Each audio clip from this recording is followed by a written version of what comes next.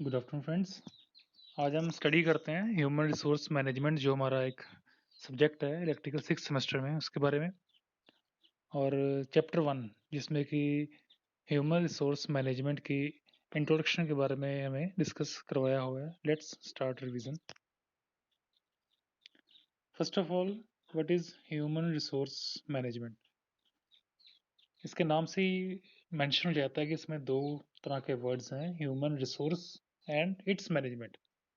जो भी human resource या मैन पावर हमारे पास है, हम उसको किस तरह से मैनेज कर रहे हैं, ये तो था इसके नाम के हिसाब से डेफिनेशन, जो इसका मीनिंग बनता है। बट एग्जैक्ट जो एक प्रॉपर वर्डिंग है वो ये आएगी: the HRM is planning, organizing, directing, controlling, procurement, development, integration, maintenance and separation of human resources. Human resources को हम किस तरह से यूज कर रहे हैं, वो किस तरह से हम यूज कर रहे हैं ताकि वो हमें हमारे ऑब्जेक्टिव्स को अटेन करवा सके। That is the human resource management. अब इसके अंदर हमने बहुत सारे पैरामीटर्स पढ़े हैं। देख, हमने पढ़े हैं इसमें प्लानिंग पढ़ा है, ऑर्गेनाइजिंग पढ़ा है और डायरेक्टिंग पढ़ा है। इन तीनों को जरा एक बारी समझ लेते हैं। प्लानिंग क्या होता है? किसी भी ऑब्जेक्टिव को अटेन करने के लिए हम जो स्ट्रेटजी अप्लाई करते हैं, जो बनाते हैं strategy, that strategy is planning. Then organizing means जो भी अथॉरिटीज उस प्लानिंग को इम्प्लीमेंट करवाते हैं, उसको ऑर्गेनाइज करवाते हैं एक प्रॉपर वे में, एफिशिएंट वे में, सो दैट हम अपने ऑब्जेक्टिव्स को अटेन कर लें। That is organizing. Directing means किस डायरेक्शन में हमें जाना चाहिए, किस मेथोडोलॉजी को हमें फॉलो करना चाहिए, सो दैट कि जो हमने प्लान किया है, जो हमने डिसाइड किया है, वो हमें अटेन हो सके। Controlling, controlling of procurement. Procurement के बारे में हमने यहाँ लिखा ही हुआ है कि प्रोक्यूरमेंट एक ऑपरेटिव फंक्शन है जो कि कंसर्न करता है with employing people processing necessaries. जिन पीपल्स के पास बढ़िया स्किल्स हैं, प्रॉपर स्किल है, प्रॉपर नॉलेज है, एक्सपीरियंस है, उन सबसे वो डील करता है। और इसके अंदर कौन कौन से काम होते हैं देखिए, यहाँ पर लिखा ही हुआ है: job analysis, human resource planning, recruitment, selection, placement and induction programme. ये हम आगे डिस्कस करते हैं विस्तार में, पहले पीछे पढ़ लें थोड़ा सा। और development, development means human resource management जो है वो भी इसमें प्रॉपर ऑब्जेक्टिव्स को अटेन करने के लिए किस किस चीज़ को और डेवलप होना ज़रूरी है, किस किस चीज़ में ज़रा एडवांसमेंट ज़रूरी है, that lies in this development category. Further we have integration, integration approach. Integration means we should follow integrated rules जो कि अपवर्ड डायरेक्शन में काम करते हैं, फॉरवर्ड डायरेक्शन में काम करते हैं। That lies in integration. Maintenance and separation of human resources. जो भी हमारे पास मैन पावर है, उसकी प्रॉपर मेंटेनेंस मींस, मेंटेनेंस के अंदर वो सारे आ जाएंगे हमारे पास, चाहे उसकी वो मेडिकल है, चाहे उसकी लाइफ एश्योरेंस है, चाहे उसकी कंटिन्यूटी इन दैट जॉब और दैट इंडस्ट्री है। ये सारे के सारे फैक्टर्स उसके मेंटेनेंस में आ जाएंगे। हम किसी भी एम्प्लॉय को अगर प्रॉपर मेंटेनेंस प्रोवाइड करेंगे तो तभी वो प्रॉपरली, फ्रीली और एफिशिएंट वे से किसी भी इंडस्ट्री में काम कर सकता है। ठीक, maintenance and separation of human resources so that objectives are attend. अब नीचे देखिए, यहाँ पर हमारे पास वही जो हमने ऊपर पढ़े हैं some basic factors that lies in human resource management is, first of all, यहाँ लिखा है हमने nature of nature, that introduction है। Nature of HRM, human resource management में किस तरह की, कई बार कुछ ऐसे केसेस देखे जाते हैं जहाँ पर जिस इंडस्ट्री में मैनेजमेंट बहुत स्ट्रिक्ट होती है, कुछ ऐसे हैं जहाँ पर एम्प्लॉय को ज़्यादा एफिशिएंट वे में काम करना पड़ता है, या ज़्यादा कहीं, अब गवर्नमेंट जॉब को लगा लें, गवर्नमेंट जॉब में सिर्फ मिनिमम, मतलब ये सोच है सबकी, मिनिमम लेवल को ही टच करते हैं। जो एक काम करने की कैपेसिटी है, एक रेंज होती है, तो वो सिर्फ मिनिमम रेंज को, कुछ केसेस में मिनिमम रेंज को ही टच करते हैं। तो ये नेचर ऑफ मैनेजमेंट है, ये सबसे इम्पोर्टेंट होती है कि वो किस तरह की है और किस तरह के ऑब्जेक्टिव्स को वो किस वे से अटेन करवाना चाहती है। देन प्रोक्यूरमेंट, वो नेक्स्ट में स्टडी करेंगे। रेमुनरेशन मीन्स पेमेंट, सैलरी और रेमुनरेशन में कुछ डिफरेंस है। रेमुनरेशन इज हम अपने एम्प्लॉयज़ को किसी पर्टिकुलर जॉब के लिए, पर्टिकुलर काम के लिए कितनी और क्या चीज़ as a wage, as a salary दे रहे हैं, दैट इज रेमुनरेशन। मोटिवेशन, बहुत सारे केसेस ऐसे होते हैं जहाँ पर हमारा एम्प्लॉय जो है वो मोटिवेट हो जाता है, चाहे वो एक्सटर्नल फैक्टर्स हों, चाहे वो इंटरनल फैक्टर्स, चाहे वो कंपनी के अंदर हों या कंपनी के बाहर हो। तो उसको दोनों वे से ही मोटिवेट करना एक्सट्रीमली इंपॉर्टेंट है। दैट इज फंक्शन और that is a part of human resource management. Then maintenance, maintenance भी हमने ऊपर ही डिस्कस किया था कि maintenance of employee and its safety life that lies in this maintenance.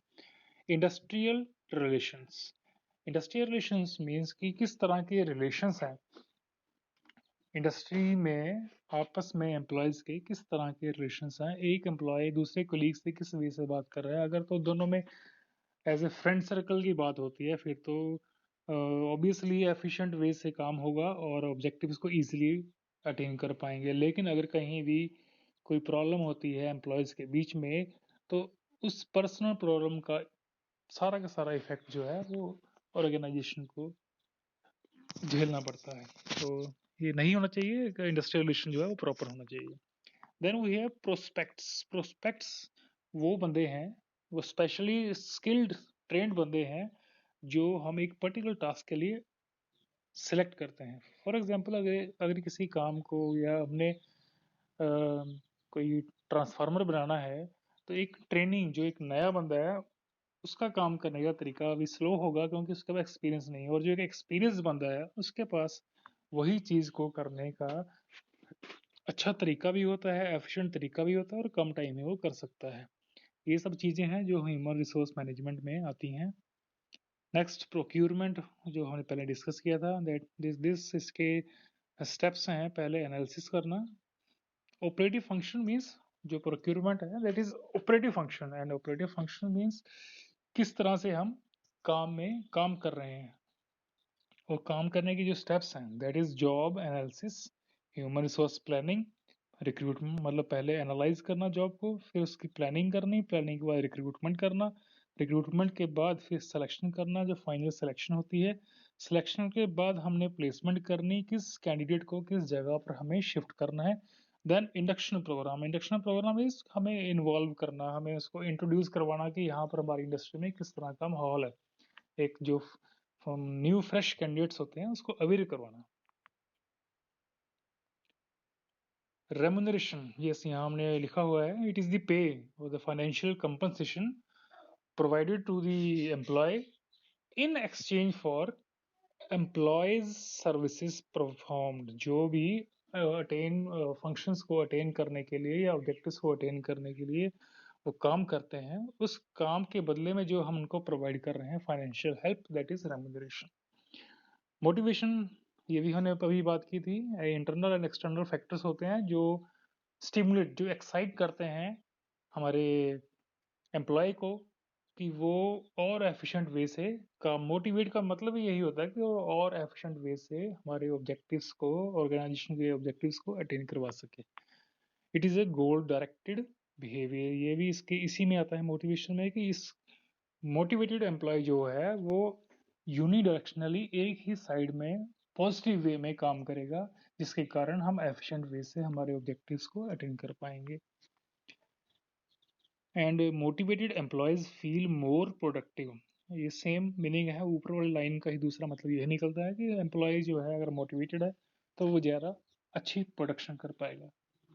Maintenance, maintenance ensures of employees are committed, जो sorry maintain employees are more committed, loyal with organisation and loyal with organisation. अगर employee हमारा maintain है तो वो ज़्यादा अपने काम के प्रति कमिट भी होगा और लॉयल भी होगा ऑर्गेनाइजेशन के प्रति। It also ensures employees need are fulfilled by management और नॉट। जो मेंटेनेंस पार्ट है, मेंटेनेंस पार्ट में ही इस चीज़ की सिलेक्शन होती है, इंश्योरमेंट होती है कि मैनेजमेंट की तरफ से जो भी कंपनसेशन या जो भी हेल्प प्रोवाइडेड होनी चाहिए एम्प्लॉयज़ को, वो फुलफिल हो रही है कि नहीं हो रही। ये सब चीज़ें मेंटेनेंस डिपार्टमेंट में ही आएंगी। Then industrial relations. Simply, it is an productive activity in which individual is engaged. Productivity activity में जितने भी एम्प्लॉयज़ हैं, मतलब उस ऑब्जेक्टिव्स को अटेन करने के लिए जितने भी एम्प्लॉयज़ हैं उनका आपस में किस तरह का रिलेशंस है, that relation lies in industrial relations. Also, it explains the relationship between employee and management too. Employee का और मैनेजमेंट का भी क्या रिलेशन है आपस में, उसको भी एक्सप्लेन करता है. बिकॉज एक हेल्दी इंडस्ट्रियल रिलेशन ही प्रोग्रेस और प्रोग्रेसिव भी होगा और सक्सेसिव भी होगा. राइट. नेक्स्ट हमारे पास है prospects. Prospects is someone who has a need, desire और interest in what management offers. जो भी मैनेजमेंट चाहती है उसके हिसाब से किस एम्प्लॉय में, किस कैंडिडेट में एक नीड है, एक डिजायर है और जो उसको इंटरेस्टेड वे से अप्लाई कर सकता है, उसको फॉलो कर सकता है. नेचर ऑफ इंट्रोडक्शन, ये भी एक बेसिक उसका है, पार्ट है कि किस तरह की मैनेजमेंट है. और the nature of HRM is it is the way or methods in which human resources available are used by the management.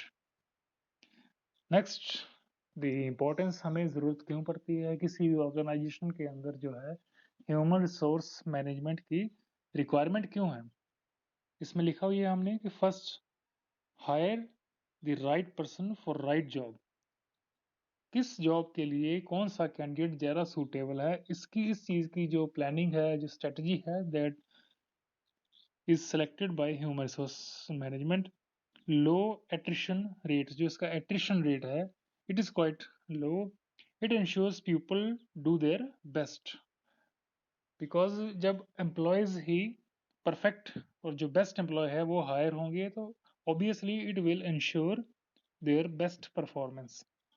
Also the time saved in conducting users interviews.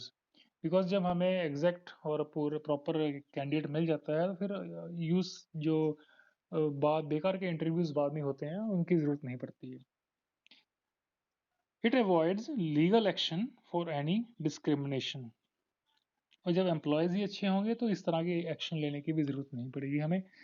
It ensures safety laws are not ignored. Because जब भी अगर कोई employ अपनी पूरी तन मन धन से काम करता है किसी भी ऑर्गेनाइजेशन में तो उसकी जो सेफ्टी है, सेफ्टी एज पर लॉज भी इग्नोर नहीं होती है. और इस चीज़ को कौन ध्यान में रखता है, हमारा ह्यूमन रिसोर्स मैनेजमेंट.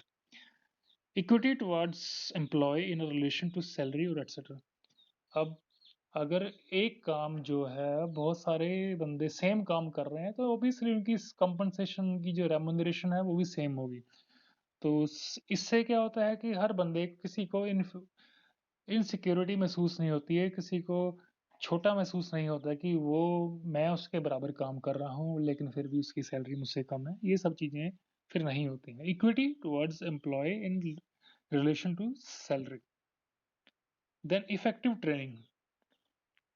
अगर किसी पार्ट में अपने ऑब्जेक्टिव को अटेन करने के लिए किसी पार्ट में कहीं ट्रेनिंग की ज़रूरत भी पड़ती है तो वो ट्रेनिंग का प्रोवाइड करना भी ह्यूमन रिसोर्स मैनेजमेंट का ही काम है. It avoids unfair labour practices. इसमें इसकी ज़रूरत ही नहीं पड़ती है लेबर प्रैक्टिसेस की, बिकॉज सारा का सारा काम जो है ह्यूमन रिसोर्स मैनेजमेंट ही हैंडल करता है. देन हमारे पास आ जाता है फंक्शंस कि कौन कौन से ऐसे काम हैं किसी भी, और पहले हमने यही डिस्कस किया था क्या क्या होता है ह्यूमन रिसोर्स मैनेजमेंट के अंदर. अब है कि वो क्या क्या काम करते हैं. दो तरह के काम करते हैं. एक होते हैं ऑपरेटिव फंक्शन, जैसे प्रोक्यूरमेंट था पीछे, वो उसमें आ गया आपका ऑपरेटिव फंक्शन में. एक है हमारे पास मैनेजरियल फंक्शंस, दूसरे हैं हमारे पास ऑपरेटिव फंक्शंस. मैनेजरियल फंक्शंस में जितने भी मैनेजर लेवल के काम है, और मैनेजर लेवल का बंदा क्या काम करता है, एक तो प्लानिंग करता है. सेकंड, प्लानिंग मीन्स ऑब्जेक्टिव को अटेन करने का जो स्ट्रेटजी है उसको प्लान करना, स्ट्रेटजी को प्लान करना. देन ऑर्गेनाइजिंग, उसको ऑर्गेनाइज करवाना, उसको एम्प्लॉय करवाना. देन डायरेक्टिंग, किस डायरेक्शन में हमें उसे काम करना है ताकि हमारे डिजायर्ड ऑब्जेक्टिव अटेन हो सके. कंट्रोलिंग, कंट्रोलिंग भी सबसे ज़रूरी है बिकॉज कंट्रोलिंग का काम, जितने भी एम्प्लॉयज़ किसी मैनेजर के नीचे काम करते हैं, वो सारे उन सबका कंट्रोल मैनेजर के पास होता है। तो controlling is also a function of managerial function, is a type of managerial function. Then we have operative function.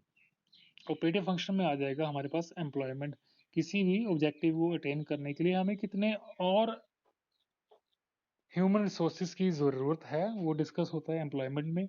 Training and development, अगर हमारे पास ह्यूमन रिसोर्स अवेलेबल है तो उसको किस तरह की और ट्रेनिंग देनी पड़ सकती है ताकि हमारे ऑब्जेक्टिव्स अटेन हो सकें, हम अपने ऑब्जेक्टिव्स को एफिशिएंट वे से अटेन कर सकें। कंपनसेशन, अगर कुछ एक्स्ट्रा प्रोवाइड करना हो, कुछ बोनस प्रोवाइड करना हो, ताकि जिससे हमारा ऑब्जेक्टिव जो है और अच्छे से और जल्दी अटेन हो सके, हमारी प्रोडक्शन इंक्रीज हो सके, तो उस टाइप के फंक्शन काम भी, ऑपरेटिव फंक्शन भी कंपनसेशन में आते हैं। इंटीग्रेशन, इंटीग्रेशन मीन्स किसी भी जो टेक्नोलॉजी है उसको इंटीग्रेटेड टेक्नोलॉजी का यूज करना, एडवांस टेक्नोलॉजी का यूज करना, ये सब ऑपरेटिव फंक्शंस हैं। मेंटेनेंस, जैसे हमने कहा था कि मेंटेन जो एम्प्लॉयज हैं वो ज़्यादा प्रोडक्टिव होते हैं, वो ज़्यादा एफिशिएंट वे से काम करते हैं। इंडस्ट्रियल रिलेशंस, या आपस में ये दो तरह के हैं कि इंडस्ट्री में एम्प्लॉय और एम्प्लॉय का रिलेशन, एम्प्लॉय और मैनेजमेंट का रिलेशन जो है ये भी एफिशिएंट होना चाहिए, आपस में अंडरस्टैंडेबल होना चाहिए। अगर एक की प्रॉब्लम है तो दूसरे को भी उस प्रॉब्लम का हल ढूंढना चाहिए, बजाय कि प्रॉब्लम ही रहने देना। देन पर्सनल रिकॉर्ड्स में हर बंदे की पॉजिटिव फीचर्स, जितने भी उसकी क्रेडिट्स हैं, क्रेडिट्स ऐड होते हैं, जितने भी वो अच्छे काम करता है, एफिशिएंट काम करता है, उनके क्रेडिट्स ऐड्स होते हैं। तो ये सारे फंक्शंस थे जो हमारे ह्यूमन रिसोर्स मैनेजमेंट में लाई करते हैं।